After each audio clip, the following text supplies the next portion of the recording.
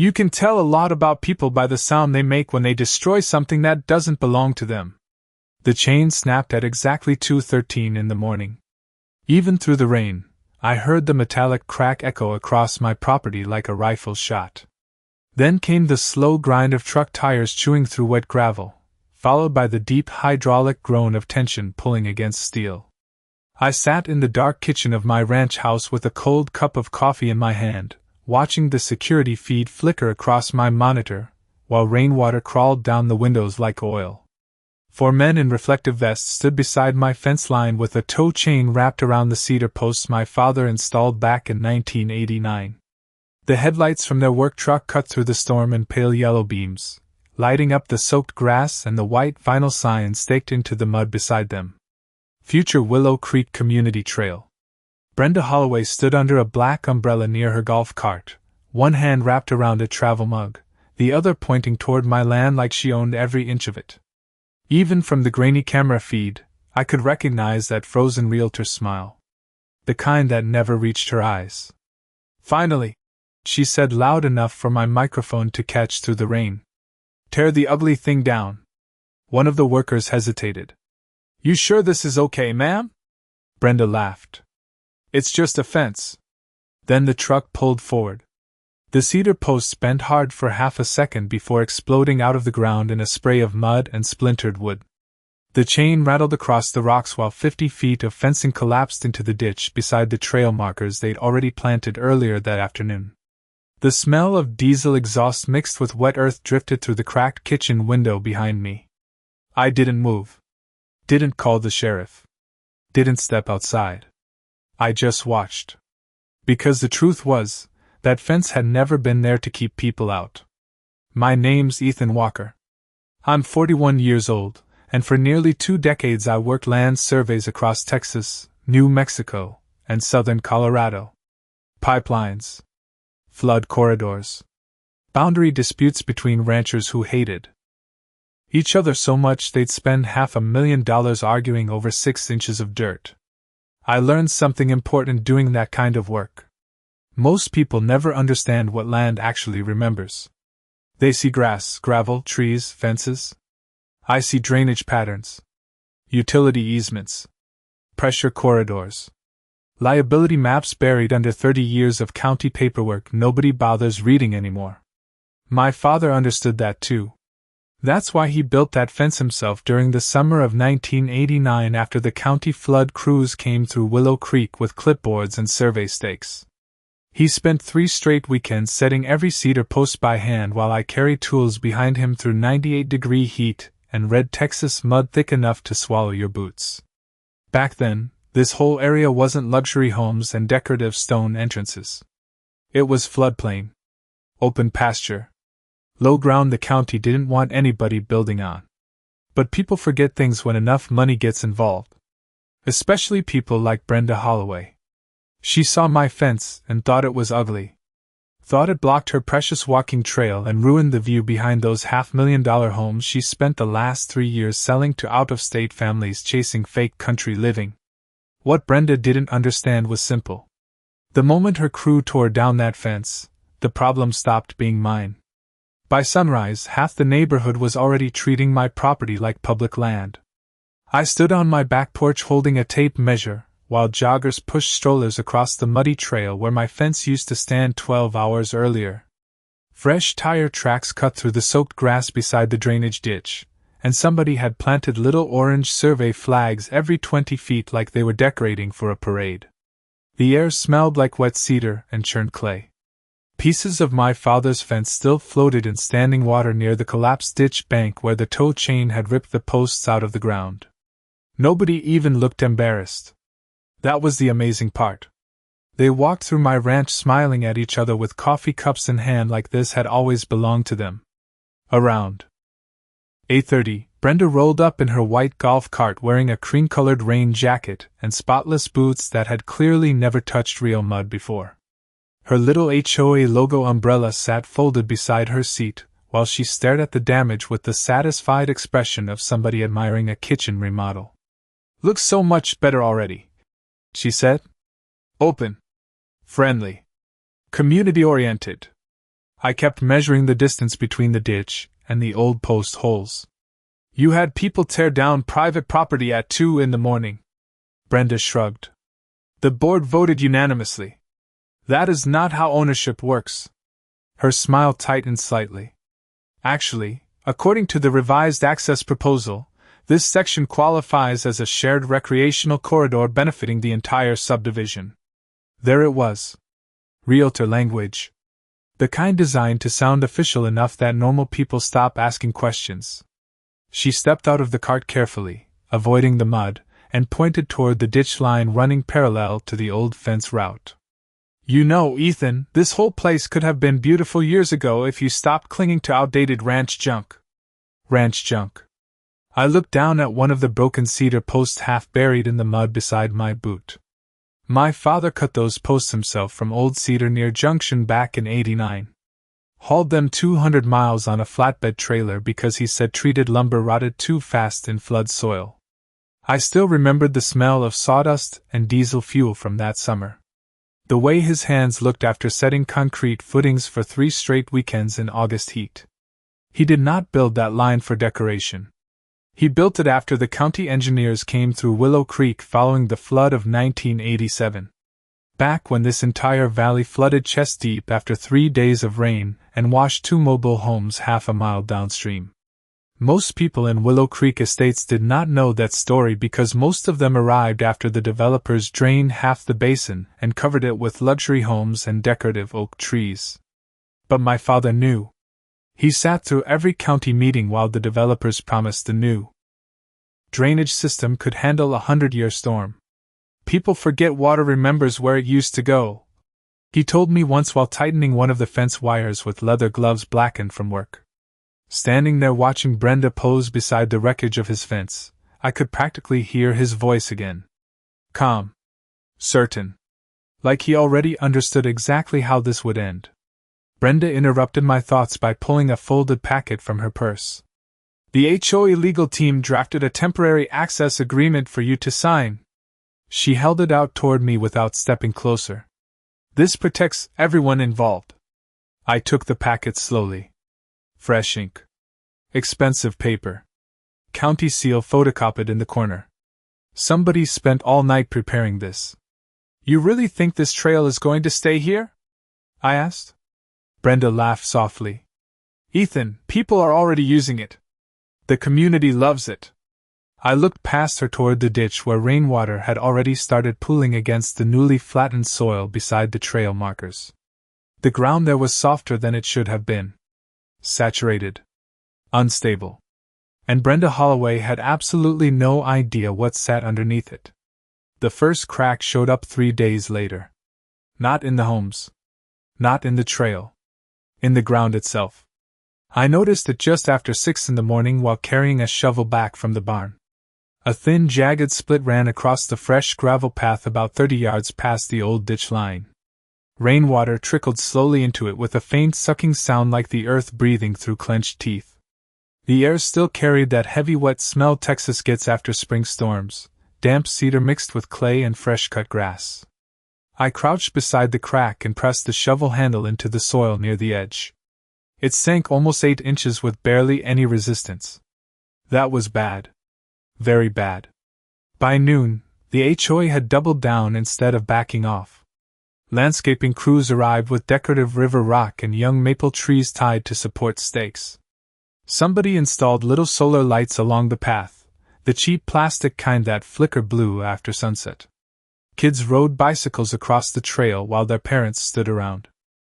Drinking iced coffee like this was some grand neighborhood improvement project instead of a lawsuit waiting to happen. Brenda walked the path personally that afternoon wearing sunglasses and white athletic shoes that somehow stayed spotless despite the mud. Every few feet she stopped to compliment somebody on the beautiful transformation. I watched from my porch while updating timestamps on my survey photos. She finally noticed me around 3:30 and headed across the grass with that same polished smile stretched across her face. You know, she said, you could still save yourself a lot of trouble by cooperating. I kept writing notes in my field book. You built a walking trail over unstable drainage ground. That is dramatic even for you. No, I said calmly. Dramatic comes later. Her smile faded for half a second before returning sharper than before. The county approved the subdivision years ago. The subdivision. Not this. Brenda crossed her arms. I am getting tired of the scare tactics, Ethan. That almost made me laugh. Scare tactics. Coming from the woman who had contractors tear down private property in the middle of the night. She pointed toward the trail where a couple pushed a stroller past the new maple trees. People are happy.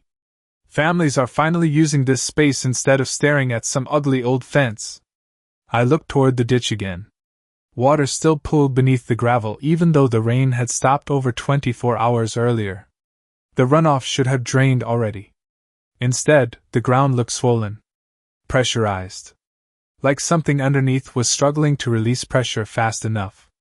Brenda noticed me staring and sighed dramatically. You really hate this neighborhood, do you? No, I said quietly. I just know this land better than you do. Her expression hardened instantly. There it was. The real Brenda Holloway underneath the fake charm and community slogans. The woman who believed money automatically outranked experience. People like you always think because you have been somewhere longer, you own the future too. She stepped closer, lowering her voice. This neighborhood is growing. Your little ranch does not fit anymore. The wind shifted then, carrying the sharp chemical smell of fresh asphalt from the subdivision entrance where another crew worked on widening the access road. Somewhere farther down the trail, I heard the hollow thunk of a shovel hitting soft ground followed by nervous laughter from one of the workers. Brenda ignored it. By next month, she continued, the board plans to extend the trail all the way to the retention pond near Cedar Lane. My grip tightened slightly around the notebook. Retention pond. So they really did not know. Or worse, they never bothered checking the original county drainage maps before moving dirt around. Either possibility was dangerous. Brenda tilted her head like she expected another argument. Instead, I simply closed the notebook and looked her straight in the eye. You should probably call your insurance company before the next storm hits. She stared at me for a moment before laughing under her breath. You really think a little rain is going to prove you right? I glanced past her toward the long shallow crack spreading wider beneath the fresh gravel path while muddy water slowly disappeared into the earth below it. No, I said. I think the ground already is. The county inspector showed up the next morning wearing clean boots and a polo shirt that still had fold lines from the store. That alone told me everything I needed to know. Real field inspectors do not wear bright white sneakers into wet drainage soil unless they have no intention of stepping off the gravel. His name badge read Travis Bell, and he spent the first 5 minutes admiring the new walking trail while Brenda hovered beside him smiling like a campaign volunteer beside a mayor. The morning air felt heavy and humid, thick enough to taste. Clouds rolled low over Willow Creek, turning the sky the color of old concrete. Somewhere in the distance, thunder rumbled faintly over the hills west of town. Looks like a great community addition, Travis said while scribbling notes onto a clipboard. Brenda folded her arms proudly. The residents absolutely love it. I stood beside the collapsed ditch line holding a steel soil probe in one hand. Did you review the original flood mitigation survey before approving this modification? Travis barely glanced at me. This is classified as a recreational landscape adjustment, not structural development. You rerouted drainage soil. Temporary grading only. I pushed the steel rod into the earth beside the trail. It disappeared nearly 2 feet before hitting resistance. Travis stopped writing. Brenda looked annoyed already. What exactly is your point? She asked. I pulled the rod back out slowly. Thick black mud coated the lower half. Saturated subsoil. My point, I said calmly, is that your trail is sitting over an old runoff diversion channel. Brenda laughed softly like I had just told a bad joke at dinner. There has never been a channel here. Not since 1993. Travis shifted uncomfortably. That got his attention. What happened in '93? I looked toward the subdivision behind them. Rows of expensive homes. Decorative stone mailboxes. fresh sod. The entire neighborhood built directly over what used to be open floodplain. County redirected runoff after the second basin overflow. I explained. Most of the old drainage corridor got buried during development. Brenda waved dismissively. This is ridiculous. No, I said quietly. Ridiculous is putting foot traffic and landscaping over compressed emergency runoff soil without checking what is underneath it. Travis finally stepped off the gravel path then, probably trying to look more official. His right foot sank instantly ankle-deep into the wet ground beside the trail edge. Mud splashed across his white shoe while he stumbled backward with a curse under his breath. Brenda's smile vanished immediately. I could smell the sharp, sour odor of disturbed swamp soil rising from the hole his foot left behind. Water slowly filled the impression within seconds. Travis stared down at it, suddenly less confident. That area might need additional compaction. He muttered. Compaction? I pointed toward the shallow crack stretching farther down the path than yesterday. It now ran nearly 30 feet through the gravel like a lightning bolt. That ground is separating because water pressure underneath it has nowhere to release. Brenda crossed her arms tighter. You keep talking like some disaster movie. I spent 18 years reading land failure reports, I said. Disasters usually start exactly like this. The wind picked up harder then, rattling the maple trees the landscaping crew installed 2 days earlier. One of them leaned slightly already. Poor root anchoring. Wrong soil density. Cheap contractor work. The entire project smelled rushed. Travis flipped through his clipboard papers faster now. The board submitted revised drainage compliance forms. Signed by who? He hesitated. Brenda answered before he could. Our engineering consultant. Name? Another pause. That was when I knew. They never hired one. They pushed this entire project through using HOA paperwork and cosmetic permits, hoping nobody would ask technical questions. The same way people always do when they think confidence matters more than competence. A sudden crack echoed across the trail behind us. Loud. Sharp. All three of us turned at once. One section of fresh gravel near the ditch dropped nearly 4 inches into the mud below with a wet grinding sound.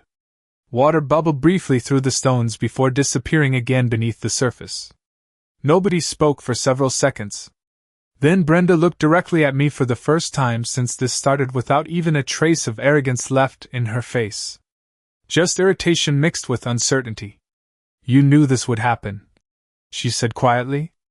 I looked down at the sinking trail while the first cold drops of fresh rain tapped against my jacket sleeve. No, I answered. I knew it already had. The rain started for real just after midnight. Not the soft spring drizzle we had been getting all week. This was hard Texas storm rain that hammered rooftops like gravel dumped from the sky. I woke around 1:30 to the low electronic chirp from my weather station mounted near the barn. Flash flood warning. The red numbers on the monitor blinked against the dark while thunder rolled across the valley hard enough to rattle the kitchen windows. I pulled on my boots and stepped onto the porch. The air smelled electric. Wet cedar, ozone, and fresh mud. Carried on cold wind blowing through the trees. Out near the trail, the new solar lights flickered weakly through the rain like sinking candles. Then I heard it. Water. Not flowing. Pressurizing. There is a difference when you spend enough years around drainage systems. Normal runoff sounds loose and constant. This sounded trapped. Heavy. Like thousands of gallons forcing themselves through ground that could not breathe fast enough anymore. I grabbed a flashlight and walked toward the old ditch line while rain soaked through my jacket collar within seconds. Mud sucked at my boots with every step. Halfway to the trail, my flashlight beam caught something wrong immediately. The gravel path was no longer level. A 30-foot section near the center sagged several inches lower than the surrounding ground, forming a shallow curve where runoff water collected faster by the minute. The maple trees the HOA planted leaned sharply now, roots exposed beneath the wet soil. Water bubbled through the gravel in little bursts like the earth was boiling underneath. Then came the first siren. Faint at first somewhere near Cedar Lane. followed by another. I stood there in the rain listening while muddy water rushed beneath the trail beside me with a deep, hollow roar. The retention corridor underneath the old floodplain was activating again for the first time in decades, except now somebody had buried half its pressure release under landscaping rock and walking paths. My phone buzzed in my pocket. Brenda. I almost let it ring out. Almost. Ethan. She snapped the second I answered. Her voice sounded different now. Less polished. There is water flooding onto the trail near Section C. I know. The drainage ditch collapsed. No, I said calmly while shining my flashlight across the sagging gravel. The drainage ditch is trying to work. Thunder cracked overhead hard enough to shake the ground beneath my feet. I heard shouting somewhere farther uphill inside the subdivision. Car doors slamming. Dogs barking. Brenda lowered her voice. The county emergency line says runoff is backing towards Cedar Lane properties. I closed my eyes for 1 second listening to the water underneath. The trail getting louder. Faster. How much excavation did your contractor do when they flattened the fence line? Silence. Rain hissed against my jacket. Brenda. I do not know exactly. That meant too much. Did they remove the gravel berm under the old posts? Another silence. Longer this time. My stomach tightened immediately. My father never told the county why he reinforced that fence line with buried gravel and compacted fill in 1993 after the second flood basin overflow. He just did it himself because permits took too long and the runoff corridor needed stabilization before the next storm season. That berm redirected pressure away from the lower subdivision lots during heavy rain years. Most people assumed it was just fence reinforcement. It was not. Brenda's voice came back smaller now. What happens if they removed it? Before I could answer, a deep cracking sound echoed through the storm somewhere uphill. Loud. Heavy. Not thunder. Ground failure. A second later my flashlight caught movement near the center of the trail as an entire section of gravel suddenly dipped downward nearly a foot, swallowing one of the solar lights into muddy water below. Brown runoff surged through the gap immediately like it had been waiting for permission. I stared at the collapsing trail while rainwater hammered my shoulders. Then I heard Brenda whisper 3 words so quietly I almost missed them. Oh my God! And for the first time since this started, I think she finally understood the fence was never the important part. By 3 a.m, Willow Creek Estates sounded like a town slowly realizing it had built itself in the wrong place. Emergency sirens echoed through the rain, while headlights crawled up and down Cedar Lane searching for dry ground. Water rushed beneath the collapsed trail hard enough now that I could feel vibrations through my boots standing 30 feet away. The entire center section had split open into a muddy channel nearly 4 feet wide, exposing black gravel and old drainage stone buried decades earlier under the original flood mitigation line. Rain hammered the trees sideways while runoff poured downhill from the subdivision streets in thick brown sheets. My phone kept vibrating nonstop. Unknown numbers. HOA board members. Residents. I ignored all of them except one. Travis Bell. The county inspector sounded completely different now. Gone was the relaxed attitude from yesterday morning. I could hear wind whipping through his phone's speaker along with distant shouting. Ethan, we have standing water entering garages on Cedar Lane. How many homes? 6 confirmed so far. I looked uphill toward the subdivision lights glowing through the storm. That number is going to get worse. Silence. Then finally, you knew this corridor existed the whole time. I tried telling you. The HOA paperwork never mentioned a runoff diversion structure. Because the structure was disguised as a property boundary after the '93 overflow redesign. Another long pause. I could practically hear him piecing it together in real time. The fence line. The gravel berm underneath it. The compacted fill. The drainage release spacing. Everything the county buried under landscaping maps 30 years ago because it was cheaper than rebuilding the entire basin correctly. My father understood that immediately when the engineers came through back then. That was why he rebuilt the line himself after the flood. Not to mark ownership, to reinforce pressure control where the runoff corridor narrowed near the lower lots. Travis exhaled hard into the phone. Dear God. Exactly. Another loud crack rolled through the storm behind me. I turned my flashlight toward the trail just in time to see another section collapse inward with a wet, grinding roar. Water exploded through the opening, carrying chunks of gravel and uprooted landscaping rock downstream into the ditch below. One of the decorative maple trees tilted sharply before disappearing sideways into the mud entirely. The ground underneath the trail was hollowing out now. Fast. My porch light flickered behind me as wind pushed cold rain across the ranch. Then headlights appeared bouncing violently down my gravel driveway. Brenda's white SUV slid to a stop near the barn, spraying mud across the fence debris still scattered near the ditch. She jumped out without an umbrella, soaked within seconds, panic written all over her face for the first time since I met her. The water is backing into people's yards, she said breathlessly. One retaining wall already failed near Cedar Lane. I said nothing. She stepped closer through the rain. You need to help me stop this. That sentence hung in the storm between us, heavier than the thunder overhead. Help me. Not help the community. Not help the residents. Help me. Because somewhere in the last 2 hours Brenda Holloway finally understood exactly whose signatures sat on every unauthorized project order and landscaping approval. I looked past her toward the subdivision where emergency lights flashed red against the rain. You removed the pressure berm, I said quietly. Your contractors dug straight through the old runoff stabilization layer. I did not know. You should have. Her jaw tightened. Nobody told us any of this existed. Because nobody asked the right questions. Another siren echoed across the valley. Brenda wiped rainwater from her face with shaking hands. Can it be fixed?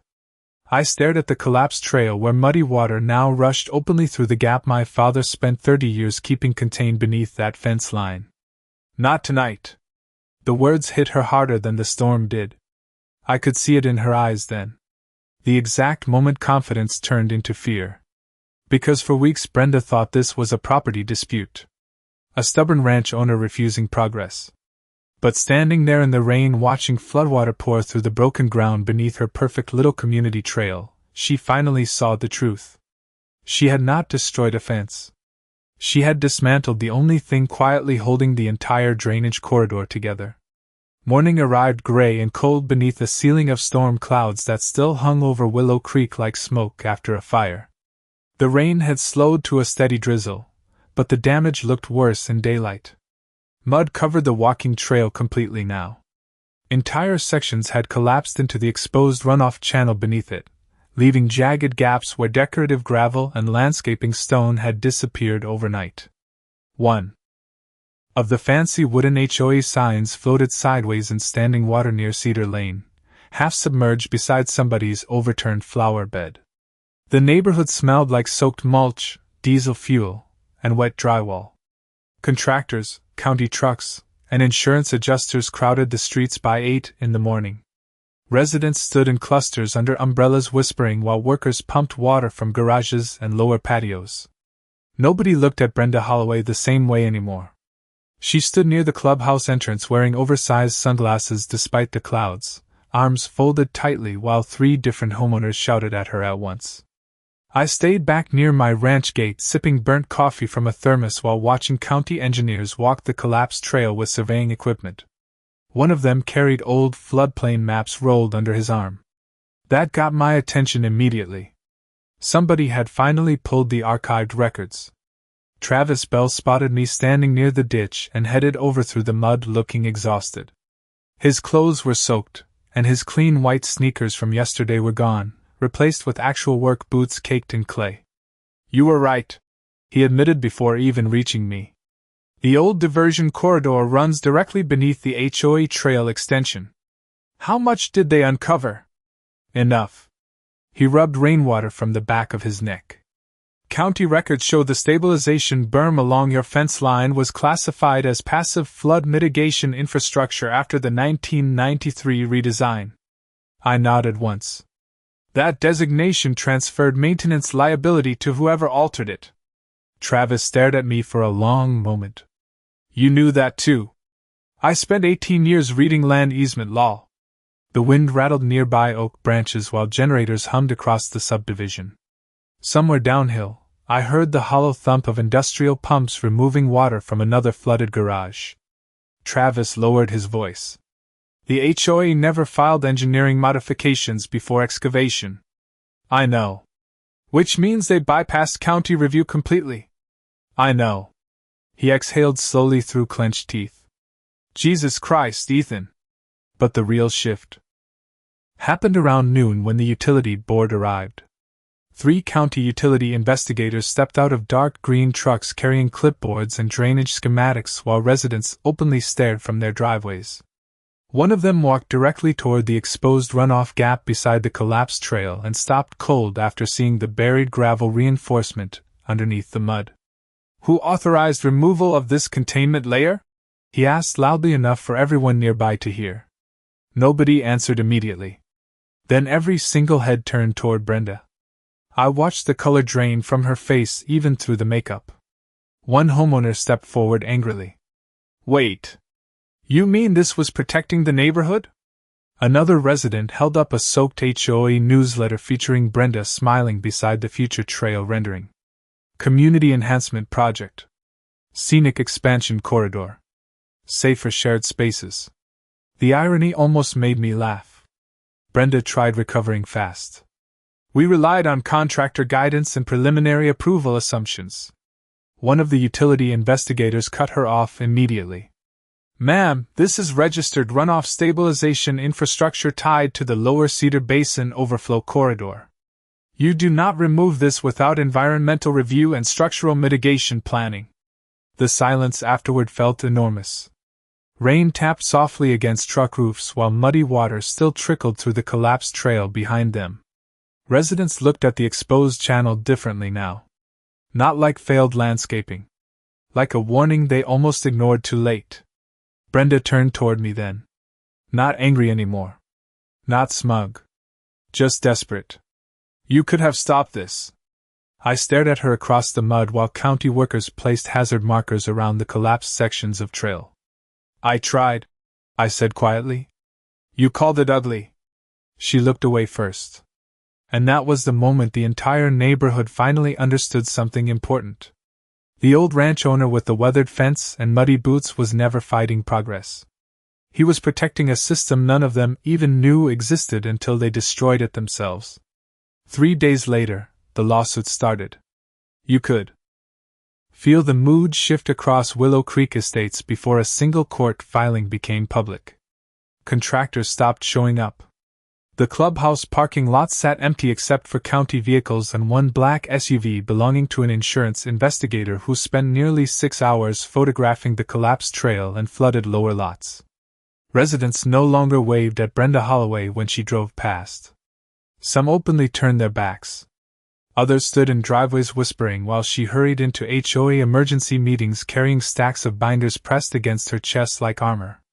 The smell of mildew and wet carpet drifted through the neighborhood every evening as restoration crews hauled fans and dehumidifiers into damaged garages. By Friday morning, temporary orange fencing surrounded the entire collapsed trail area. Ironically, the HOA finally had a fence again. I was repairing one of my cattle gates when Travis Bell pulled into my driveway around noon carrying a thick waterproof document tube under his arm. The sky had finally cleared after 4 straight days of rain, leaving the ranch smelling like damp earth and cedar sap baking under fresh sunlight. County engineering review is complete, he said without wasting time. I leaned against the gatepost quietly. Travis handed me several copies of old survey maps and recent drone photos. The comparison almost looked unreal. Before the excavation, runoff pressure spread evenly beneath the old berm reinforcement along my fence line. After the HOA project, all that redirected force concentrated directly under the trail extension and lower Cedar Basin lots. One missing barrier. One broken release point. That was all it took. The utility board officially classified the failure as unauthorized disruption of passive flood mitigation infrastructure. Travis explained. Which means? He gave me a tired look. Which means the HOA inherited full liability the second they altered the corridor without approved engineering review. I looked back toward the subdivision where crews now tore apart sections of the failed trail with excavators. The metallic clank of machinery echoed faintly across the valley. How bad? Travis let out a slow breath. 17 affected properties. Structural water intrusion claims. Slope stabilization costs. Environmental penalties. Emergency drainage reconstruction. Insurance? Denied preliminary coverage this morning. That one landed hard. You could survive a flood. Most communities do. But uncovered liability tied to negligence and unauthorized infrastructure removal? That kind of thing kills entire homeowner associations. Travis lowered his voice slightly. Between us, the board lawyers are already trying to separate themselves from Brenda personally. I almost smiled at that. Of course they were. The same people who applauded her little community enhancement project now wanted somebody else standing in front of the firing squad when the bills arrived. Late that afternoon, I finally saw Brenda again. She stood alone near the collapsed trail entrance while workers loaded broken landscaping stone into dump trucks behind her. No golf cart. No perfect smile. Just a tired woman in mud-stained boots staring at the exposed runoff corridor cutting through what used to be her showcase project. The wind pushed loose strands of blonde hair across her face while county crews installed permanent hazard markers around the drainage gap. She looked smaller somehow. Like the storm washed away more than dirt. I walked up beside her quietly. Neither of us spoke for several seconds. The exposed gravel stabilization layer sat visible beneath the mud now, running in a straight reinforced line exactly where my father buried it 30 years earlier. The residents think I lied to them, Brenda said finally. Her voice sounded rough. Did you? She stared at the damaged ground. I thought it was landscaping. Old ranch reinforcement. I never imagined. She stopped before finishing the sentence. Never imagined something simple could matter that much. I understood. Most people only respect systems they can see. They trust shiny signs, legal paperwork, expensive renderings, and polished presentations. But real infrastructure usually looks boring. Ugly even. A ditch. A gravel berm. A weathered cedar fence built by a stubborn rancher who understood water better than developers ever would. Brenda looked toward me carefully. Why did your father never tell anyone what that line actually did? I watched sunlight reflect off standing water still trapped near the failed trail. Because the moment people stop seeing danger, I said quietly, they start building over the things protecting them from it. Behind us, an excavator claw ripped the final section of decorative trail gravel out of the collapsed corridor and dumped it into a waiting truck like the whole project had never existed at all. 6 weeks later, Willow Creek Estates looked quieter than I had ever seen it. The emergency crews were gone. The pumps stopped humming. Most of the damaged homes had fresh drywall stacked in garages and contractors rebuilding lower retaining walls where runoff pressure had torn through the landscaping. But the trail never came back. County hazard signs still stood near the exposed drainage corridor, bright orange against the grass, warning residents not to enter the restricted mitigation zone. The funny thing was, nobody argued about it anymore. The people living there finally understood what sat beneath their neighborhood. You could see it in the way they slowed down near the old ditch line now. Respect changes how people walk around dangerous ground. Early one Saturday morning, I stood near the property edge unloading fresh cedar posts from my trailer, while cool autumn wind rolled across the ranch carrying the dry smell of leaves and cut hay. The sunrise painted the valley gold behind Willow Creek, and for the first time in months, everything felt still again. I dug the first post hole exactly where my father marked it back in 1989. Same spacing. Same alignment. Same reinforced gravel beneath the soil. A few residents watched quietly from a distance while walking dogs along the subdivision road. Nobody stepped onto my land anymore. Around 9:30, Travis Bell pulled up beside the ditch in a county truck and climbed out holding a folder under one arm. "Thought you should know," he said. The HOA board officially dissolved Brenda's authority yesterday. I tamped gravel into the post hole carefully. What happens now? Special Oversight Committee. County Review. Reconstruction assessments for the next 10 years at least. He shook his head slowly while looking toward the old trail site. Whole thing nearly bankrupted them. The hammer strikes echoed sharp and clean through the cool morning air while I secured the first cedar post upright. Travis glanced at the new fence line taking shape across the ranch. You rebuilding the whole thing? Every inch. He nodded quietly. People keep asking why you never sued personally. I looked across the valley toward the subdivision where sunlight reflected off repaired rooftops and damp pavement. The land already handled the lesson. Travis laughed once under his breath before climbing back into his truck. For what it is worth, he said through the open window, the county engineering office added your father's berm design into the updated flood mitigation archive. That stopped me for a second. My father never cared about recognition. Half the county probably never even knew his name. But 30 years after he hauled cedar posts across this ranch with blistered hands and a borrowed tractor, the same system people mocked as ugly and outdated ended up saving an entire subdivision from something much worse. After Travis left, I worked alone most of the afternoon resetting the line post by post beneath a cloudless Texas sky. The rough cedar scraped against my gloves while gravel crunched beneath my boots exactly the way it did when I was a teenager helping my father build it the first time. Near sunset, I mounted one final piece onto the corner post facing the subdivision. Not a warning sign. Not a threat. Just a small brushed steel plaque no bigger than a license plate. Boundary marker.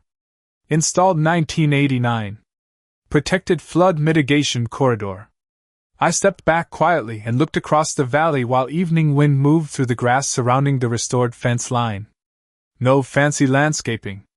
No decorative lighting. No scenic walking trail. Just cedar, gravel, steel, and the kind of quiet infrastructure most people never notice until it disappears.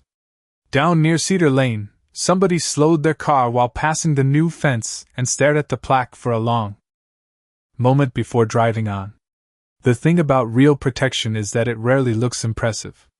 Sometimes it is just an old fence standing exactly where it needs to stand while everyone else is too distracted to understand why.